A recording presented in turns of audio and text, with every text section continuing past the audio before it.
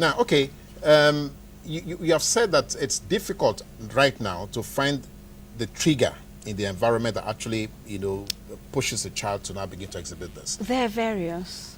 We know that things like generator fumes, toxins in the air can trigger it. Really? Yes, toxins. We know that food, yes, very, very much food. They can't tolerate it because they have gut issues. Oh. They have problems with their tummy and can't sort of absorb that some kind of food. Yeah, quite a lot actually. For example, we start with milk.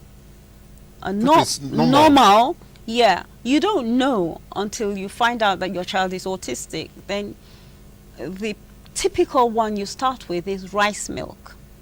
Very gentle on the stomach. Yeah. And then they begin to behavior. Behavior, you start intervention, different kinds of intervention.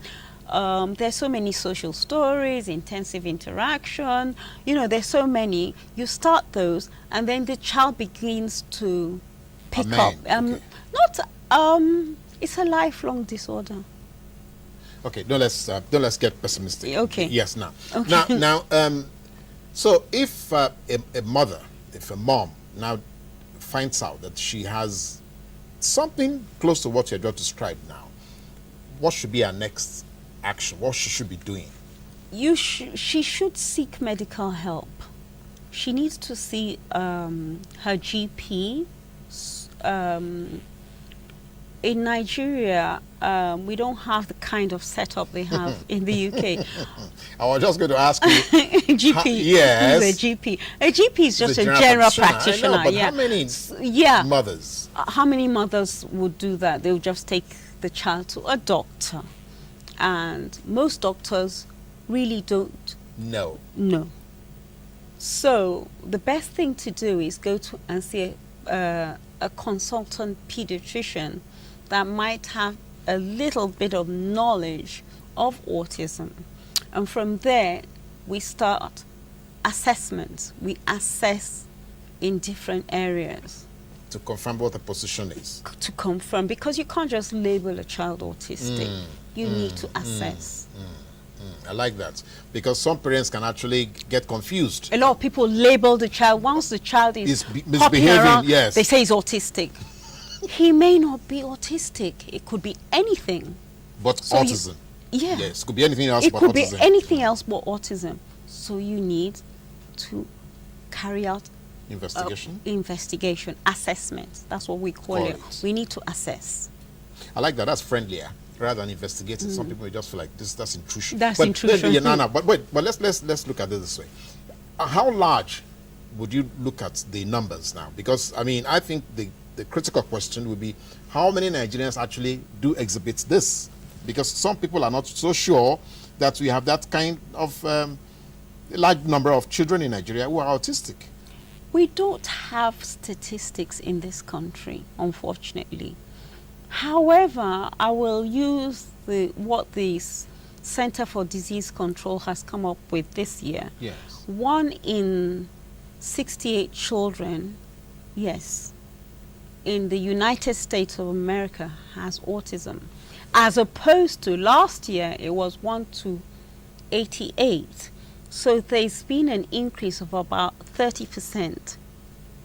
Over the year? Over the year, 30%, something like that, yeah. No, but okay, so you're trying to extrapolate that. You're saying, okay, if in the Americas, in America, in Nigeria, wow, I don't know how many Nigerians are in this country. I can't say. No, I really can't say, because we need to do some kind of baseline study. Yes. Which we have not done. Which we haven't. I don't know of any. Yes. I don't know of any.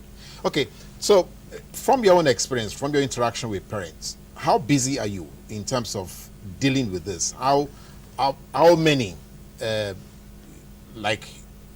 many will come and consult you, or come and seek your opinion, or seek your help, over the last maybe 5, 2, 3 years? Can I put a number? So quite a number. I can't put a number to that. Are you disturbed that we have such a large turnout of Nigerians already coming to present cases like this? Now, yes.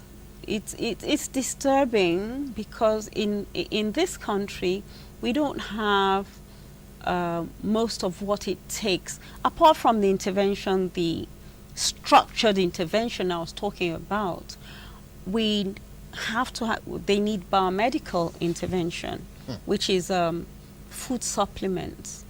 They need, where their blood is taken, their urine is taken, their stool is taken, sample of their hair is taken, and you find out what's in their body and what is deficient. Let me use that word. So from there, you're given some supplements to give that child, which will help to calm the child, because a lot of them are quite aggressive, hyperactive.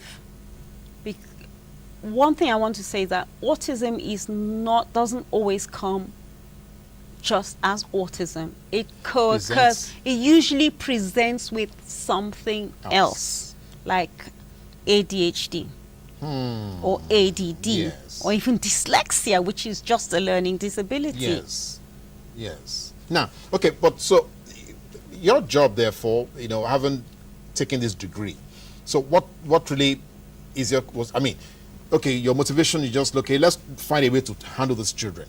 But when you got back here, how did you present the case to everybody to say, look, I think we have an issue here. How are we dealing with it? How did you manage that?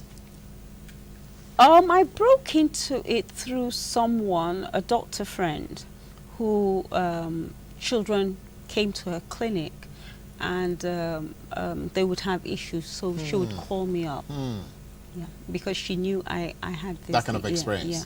Now, for mothers who don't seem to know what to do, because I would look at rural Nigeria, where they don't have access to even basic, medicals, basic clinicals. So what would they do if they have these incidences? When you're talking about rural, I think they're better off than people in the city, because what the autistic child needs is organic food. Basically, yes. Basically, which is more often found in the rural area. Yes. Here, the food is genetically modified, so you don't know what's in it. So they react to colorants, preservatives. Yes, they do. So I cannot give. No, you won't exhaust all that now. We'll just take a short break and take a breather. Then we'll continue with this, because that means maybe rural Nigeria may be a lot more comfortable for the child to grow than urban Nigeria. Okay, we'll just take a break and then we'll come back with that.